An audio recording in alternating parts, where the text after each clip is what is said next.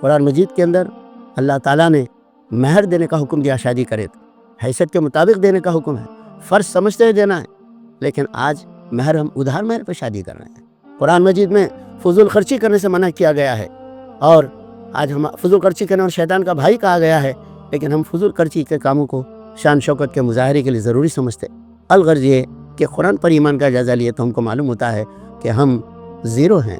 قرآن صرف کوئی مر گئے تو بخشنے کے لیے پڑھتے ہیں، نئے گھر میں رکھنے کے لیے لے جاتے ہیں، بیٹی کی جہیز میں دینے سب سے پہلے خریدتے ہیں، قسم کھانے کے لیے اس کو ہاتھ میں لیتے ہیں، سر پہ اٹھاتے ہیں۔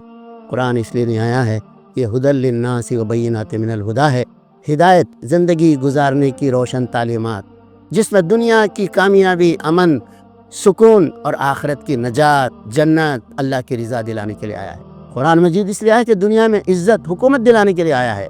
اللہ تعالیٰ ان اللہ یرفع بہذا الکتاب اقواما ویضع بہ آخرین فرمایا ہے اللہ کے رسول نے کہ اللہ اس کتاب کے ذریعے سے بہت سی قوموں کو سربلند کرے گا، بہت سی قوموں کو ذلیل کرے گا۔